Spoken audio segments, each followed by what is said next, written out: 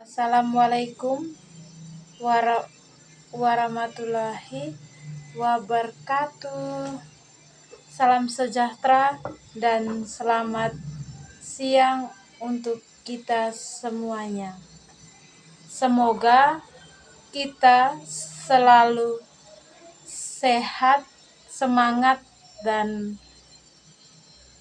kuat dalam pelayanan kita. Oke teman-teman, perkenalkan nama saya Else Rambu Layu, kelas 22A1 dengan NIM 221F10146,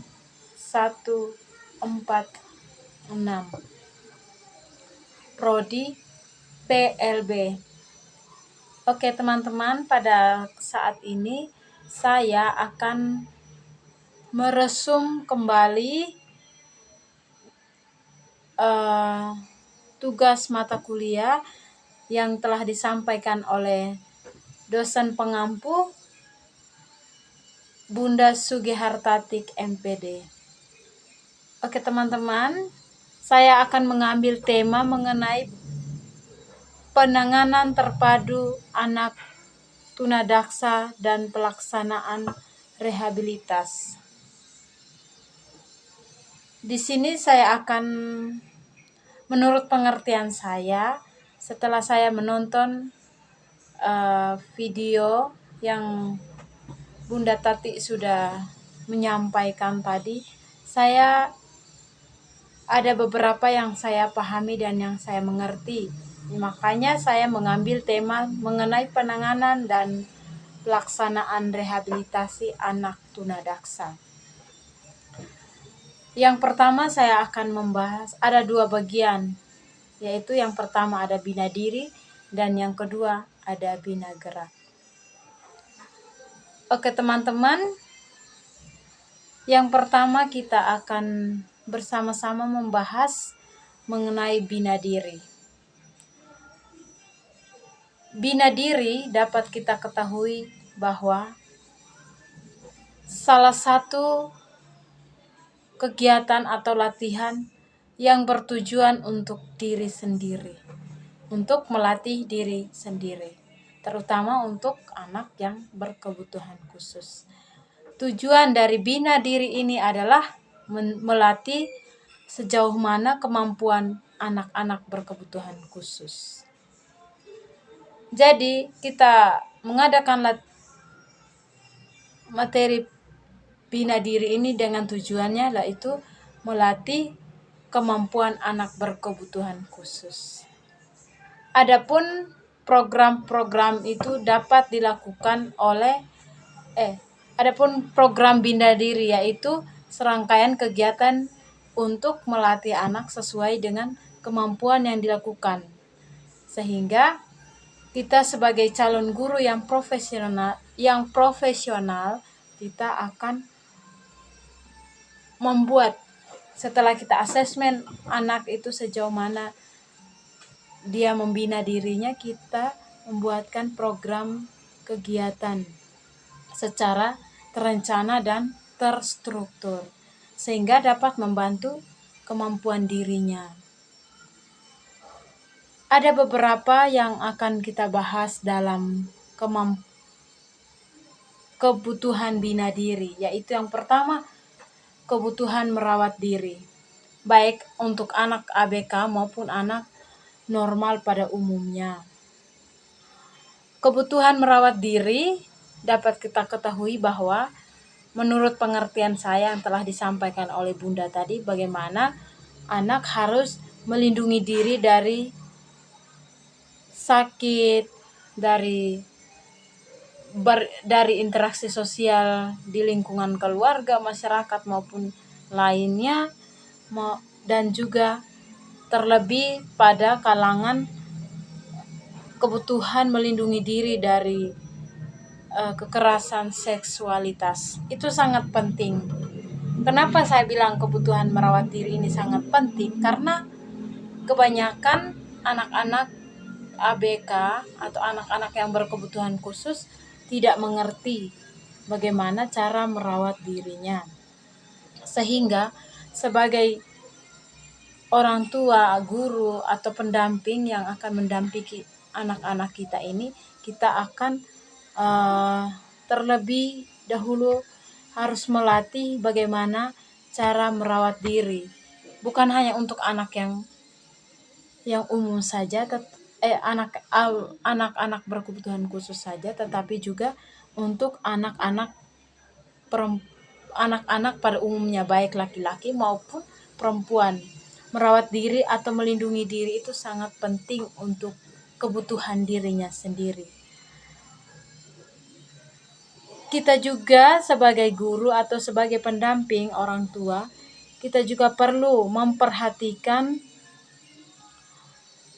anak untuk merawat tubuh, terlebih khusus anak ABK. Nama-nama, misalkan mana tubuh yang boleh disentuh, mana bagian tubuh yang tidak boleh disentuh. Untuk anak normal pada umumnya, melalui kata-kata atau hanya memberitahu sepintas saja, anak pasti sudah langsung mengerti. Tetapi untuk anak-anak kita yang berkebutuhan khusus, kita harus secara lebih detail untuk memberitahukan atau menjelaskan kepada mereka mana bagian tubuh yang boleh disentuh orang lain maupun mana bagian tubuh yang tidak boleh disentuh. Misalkan bagian tubuh yang boleh disentuh orang lain, misalkan tangan, bersalaman, atau ada juga yang berpelukan tetapi yang sewajarnya. Dan juga bagian tubuh yang tidak boleh disentuh itu misalkan bibir, dada, bagian paha, dan juga bagian alat kelamin. Itu kita harus benar-benar menjelaskan kepada anak-anak kita, sehingga ketika tidak pada suatu saat dia sendiri, tidak ada orang lain di sampingnya, ada yang melakukan seperti itu, anak tersebut dapat menghindar ketika ada pelecehan seksual itu. Itu untuk menurut pengertian saya untuk merawat diri. Terus yang kedua, kebutuhan untuk menolong diri. Kebutuhan untuk menolong diri ini baik laki-laki maupun perempuan, dan terlebih khusus untuk anak perempuan ya. Kebetulan pengalaman saya juga, teman-teman dan juga bunda, saya di sini tinggal dengan anak-anak berkebutuhan khusus yang seumuran sekolah dari SD, SMP, dan juga SMA. Jadi mereka ini rata-rata mempunyai kasus tunagrahita dan autis. Jadi kebutuhan untuk menolong diri ini di sini kami membuatkan program untuk pekerjaan rumah tangga ya bunda ya.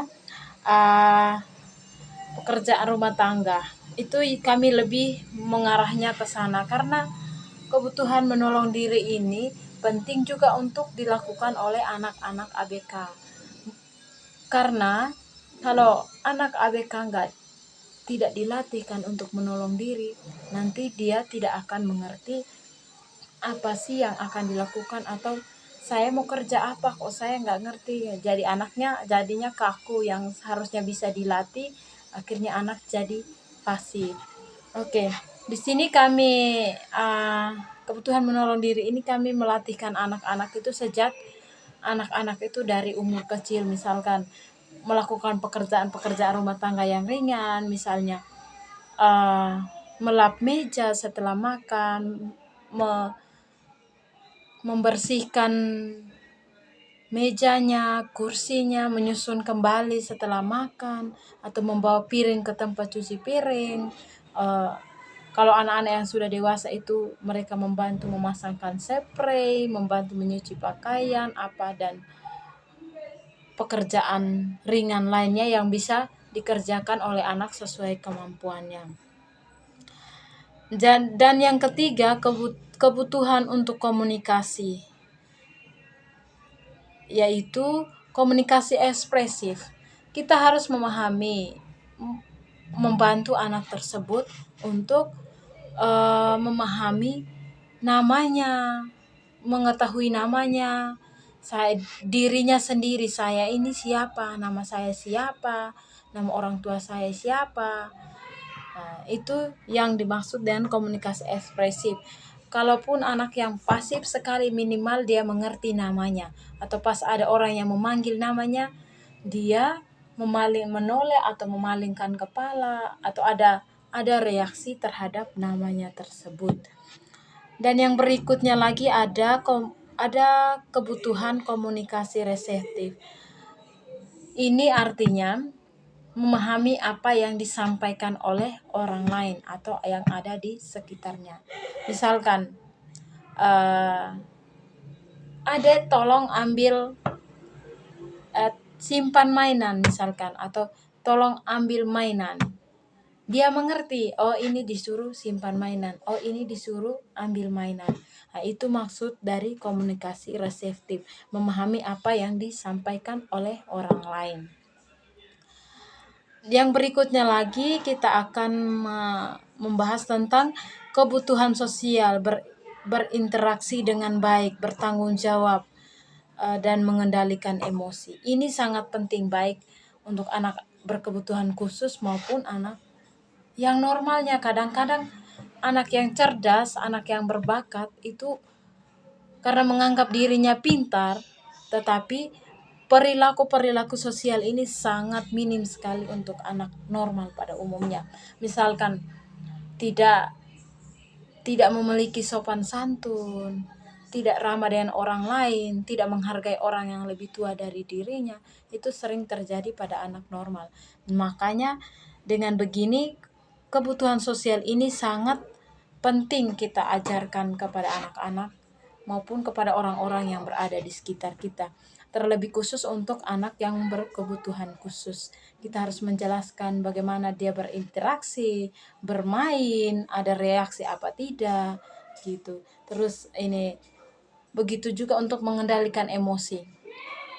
Ini juga kadang-kadang pengalaman sendiri, kalau anak-anak sudah emosi, pertama awal-awal dulu sebelum saya sekolah belajar, anak berhadapan langsung dengan anak berkebutuhan itu memang tidak sulit,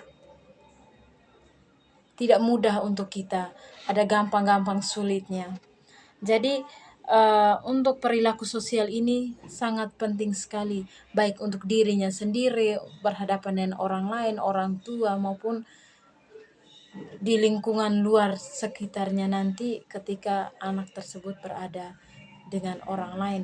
Jadi kita harus melatihkan bagaimana cara menghargai orang, bagaimana cara berinteraksi, bagaimana cara memberikan salam kepada orang, gitu.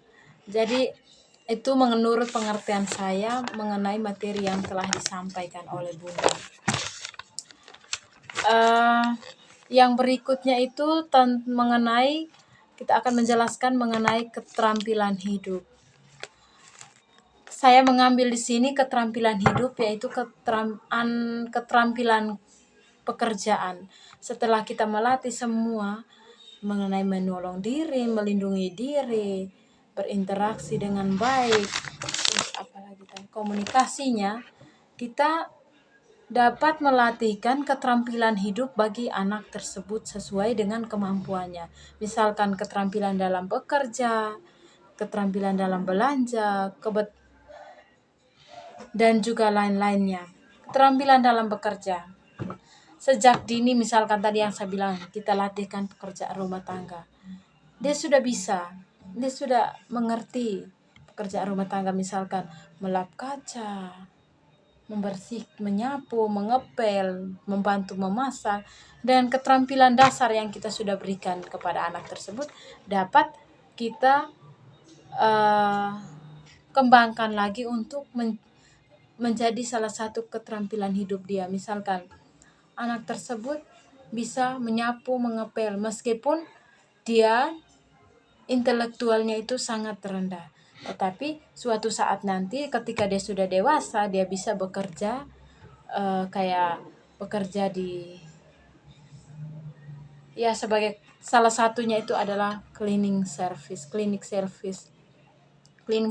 itu juga sangat bermanfaat untuk keterampilan hidup, itu adalah salah satunya. Misalkan, dan ada contoh lain lagi, anak yang kita sudah latih dari awal mengenai bantu dirinya, dia sudah mandiri semua.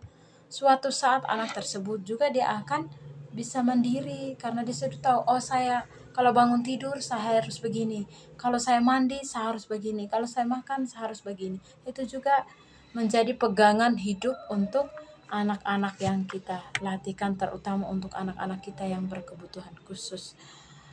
Kita lanjut, yang berikutnya kebutuhan untuk mengurus diri. Ya, kebutuhan untuk mengurus diri memang kadang-kadang kita sebagai orang tua atau pendamping selalu khawatir apa yang akan terjadi pada anak kita nantinya. Tetapi di sini saya pahami bahwa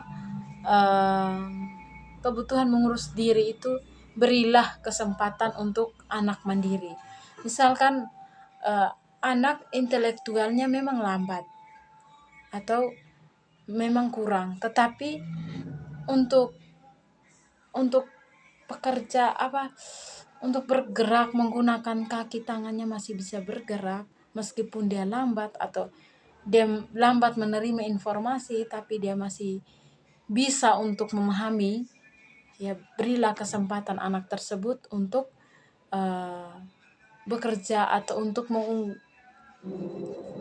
menyampaikan keinginan atau melakukan pekerjaan itu, atau melakukan pekerjaannya sesuai kemampuannya, melatih anak untuk tetap percaya diri dan melatih mentalnya juga supaya anak tersebut tidak malu, tidak takut ketika melakukan apa saja. Dan yang terpenting adalah anak itu dapat percaya diri, memiliki rasa tanggung jawab untuk mengurus dirinya sendiri. Jadi itu yang saya pahami mengenai bina diri. Bina diri ini menurut pengertian saya dipusatkan pada bantu diri dan bantu diri anak berkebutuhan khusus, dan juga untuk bantu dirinya dia sendiri. Yang kedua, kita akan masuk pada materi bina gerak. Bina gerak ini merupakan proses perpindahan dari satu ke tempat yang lain. Proses gerak perpindahan dari satu tempat ke tempat yang lain. Bina gerak ini sifatnya materi yang dapat dimengerti oleh akal budi kita. Pola pikir kita selalu berkembang. Jadi untuk menghasilkan gerak, otot kita bergerak secara pasangan. Ada dua macam, yaitu ada antagonis dan stimulus.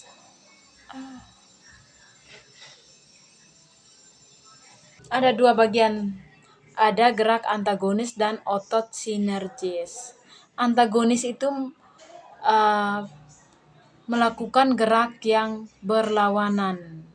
Ya, artinya proses terjadi gerakan ini dimulai dari stimulus yang diterima oleh reseptif yang terdiri dari panca indera. Kemudian diteruskan ke rotasi bawah ke saraf sensorik menuju otak. Kemudian diolah oleh otak untuk melakukan gerakan motorik.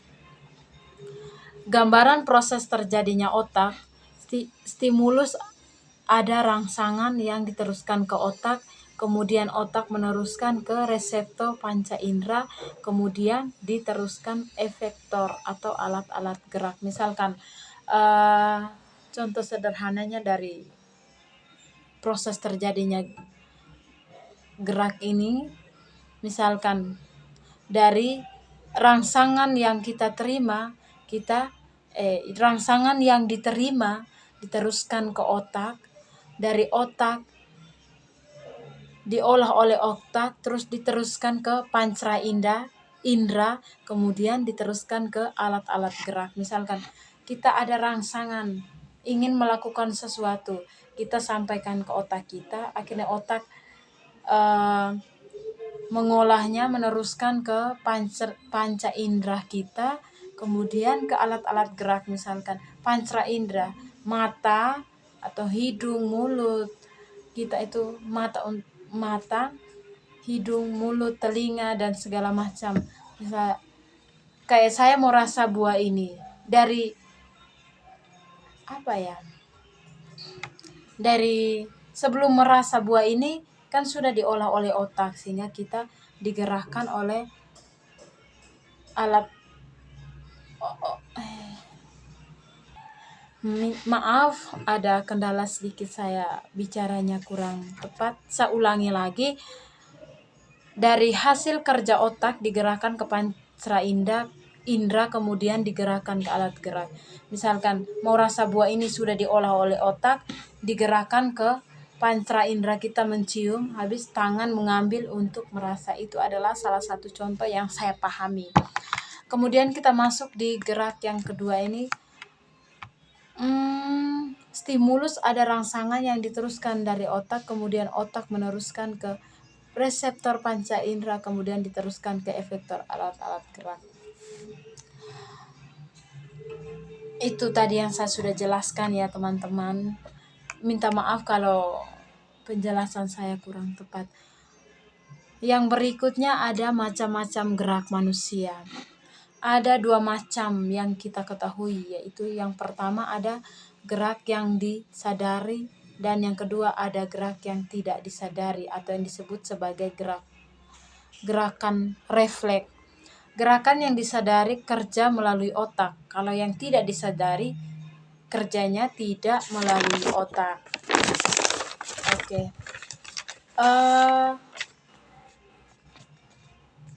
Gerak yang disadari ada rangsangan yang diterima, terus diteruskan ke otak untuk mengontrol, terus dari otak ke panca indera, kemudian ke alat gerak kita.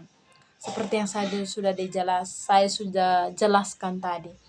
Terus yang kedua itu ada gerak yang tidak disadari atau yang disebut sebagai gerak refleks, yang kerjanya tidak melalui otak, dari rangsangan ke panca indera, terus ke sumsum tulang belakang, langsung ke alat-alat gerak. Yang berikutnya ada prinsip gerak manusia, dimulai dari bagian simal dan bagian instal. Kemampuan mengontrol badan, sikap, refleksi ke sikap ekstensi. Gerak dasar tubuh dan kerja otak. Gerak dasar tubuh dan kerja otak dimulai dari terlentang. Ini proses ya. Proses gerak dasar tubuh dan kerja otot.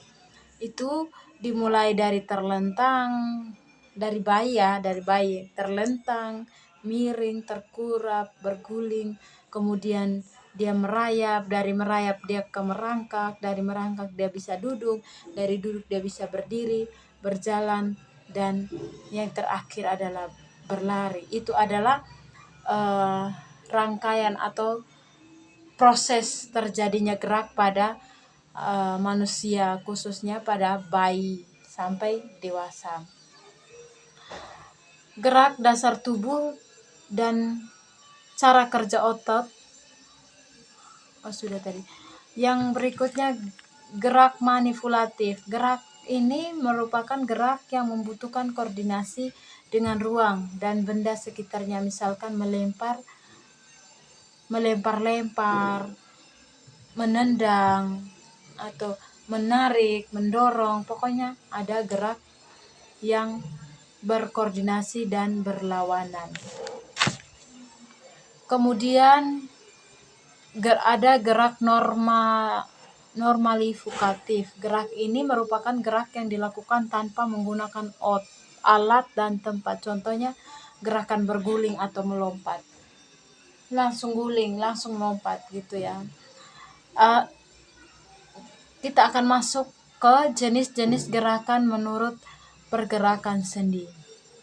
Ada beberapa macam gerakan. Yang pertama gerakan fleksi, itu memperkecil sudut di antara dua bagian rangka dalam sendita, misalkan menekukkan tangan. Seperti yang sudah dicontohkan Bunda tadi, boleh tangan, boleh kaki yang gini. Memperkecil. Nih. Begini ya teman-teman.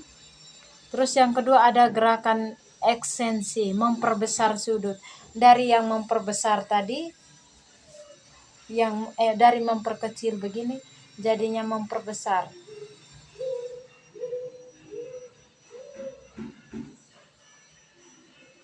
Ya, memperbesar sudut untuk meluruskan tangan yang ditekuk tadi menjadi lurus. Itu ya, gerakan ekstensi. Kemudian ada gerakan aduksi. Bagaimana kita mendekatkan tangan ke badan seperti ini ya teman-teman. Gini ya.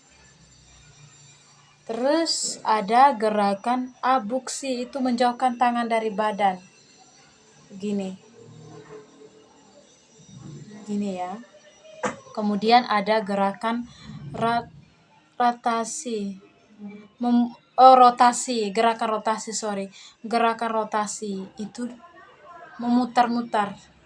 Kita bisa memutar begini, luruskan, tengkukkan, itu adalah gerakan rotasi. Kemudian ada gerakan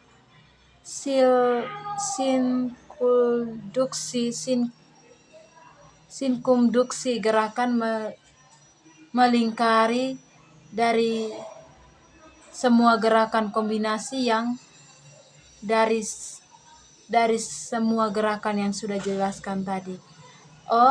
Gerakan sirkumuduksi ya. Maaf kalau salah sebut.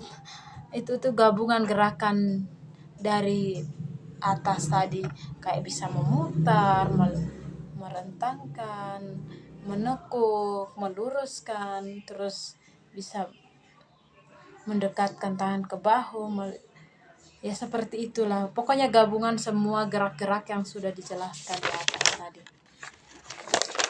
Kemudian ada gerakan menurut otak yang bergerak. Materi berikutnya ada gerakan menurut otot yang bergerak, ada dua bagian. Yang pertama gerakan kasar dan yang kedua itu ada gerakan halus. Gerakan kasar dapat disebut sebagai motorik kasar atau dos motor. Kalau gerakan halus dapat disebut sebagai motorik halus atau fine motor. Motorik kasar, salah satu dari motorik kasar atau gerakan kasar ini adalah berlari, melompat, menendang, memanjat, melompat, dan lain sebagainya. Kalau gerakan halus lebih ke krep, mewarnai. Ya, untuk menggerakkan tangan, kalau motorik kasar tadi lebih ke kaki, kalau motorik halus ini lebih ke tangan. Misalkan mewarnai, menggunting, menempel, dan contoh lainnya masih banyak. Yang penting untuk menggerakkan otot-otot tangan kita. Kemudian ada beberapa gerakan kelainan alat gerak. Kelainan pada komponen alat gerak terdiri dari otot, tulang, saraf. Kelainan ini saraf serta pembuluh darah. Ada beberapa akibat terjadinya kelainan alat gerak tersebut. Yang pertama, akibat kelainan yang terjadi sejak bawaan atau ada trauma di masa kanak-kanak, yaitu mengalami penyakit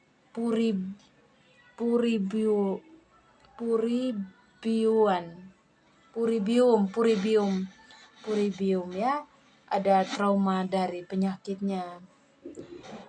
Terus yang kedua ada kelainan alat gerak akibat penyakit otot yang disebabkan otot tidak berkembang. Contohnya, gerakannya menjadi lambat akibat lumpuh, tidak bisa berjalan, dapat dibantu dengan terapis ya.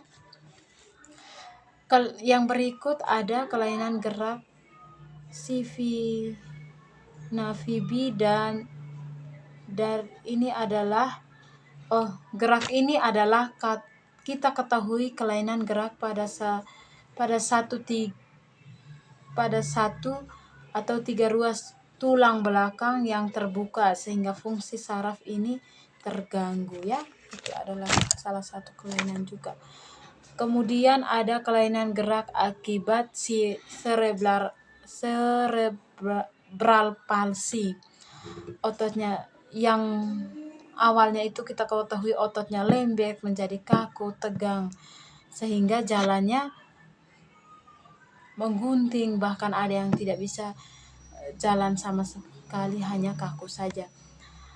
Kemudian ada gerak operasi atau amputasi ketika ada penyakit yang melebar sehingga contohnya kanker atau ada kecelakaan yang memang harus dipotong tangannya atau kakinya.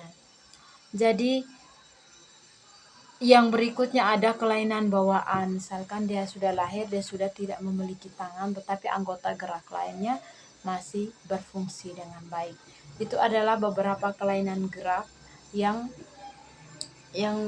sudah dijelaskan oleh Bunda juga dan yang saya mengerti. Untuk mengatasi semua kelainan-kelainan yang kita sudah bahas di atas tadi, dapat dianjurkan bahwa anak atau orang yang mengalami beberapa kelainan tersebut dapat di fisioterapi. Pengalaman saya sendiri di luar dari materi ini ya, saya sharing sedikit dulu mengenai anak SIPI yang di fisioterapi di Yayasan Bakti Luhur ya. Ada salah satu anak karena dimasukkan di Bakti Luhur itu usianya masih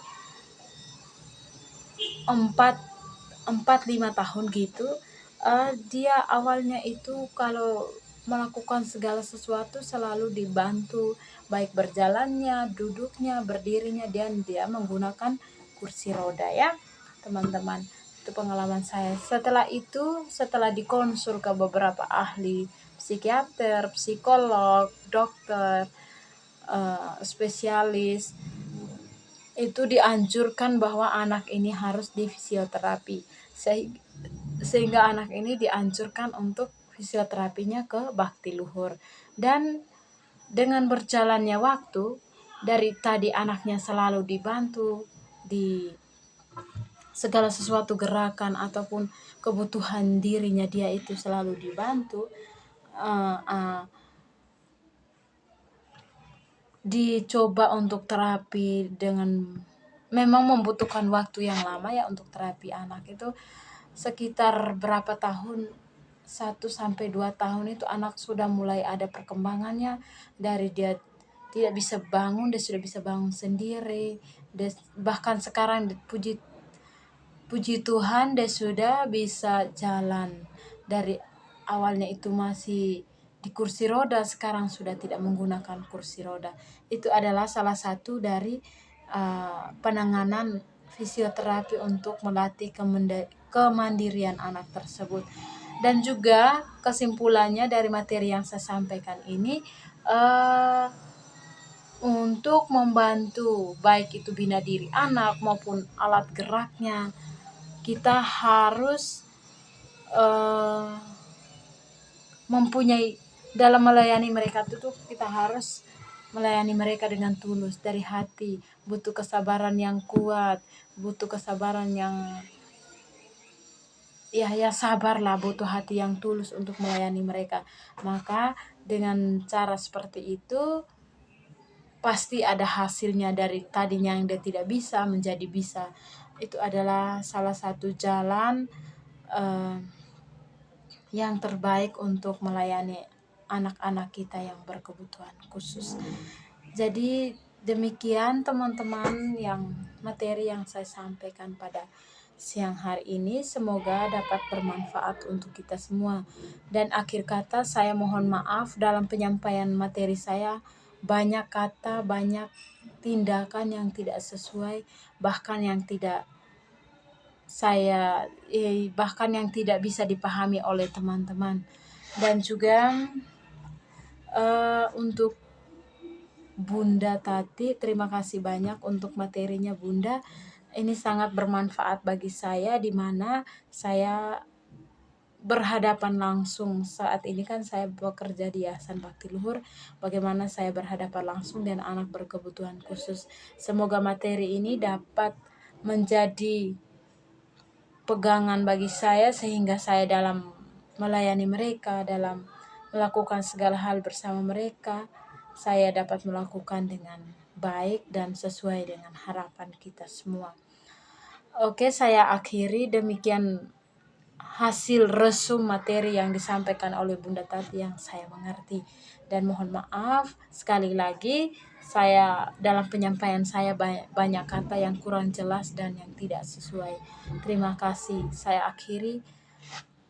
Wassalamualaikum warahmatullahi wabarakatuh. Terima kasih dan semoga kita semua selalu sehat. Terima kasih.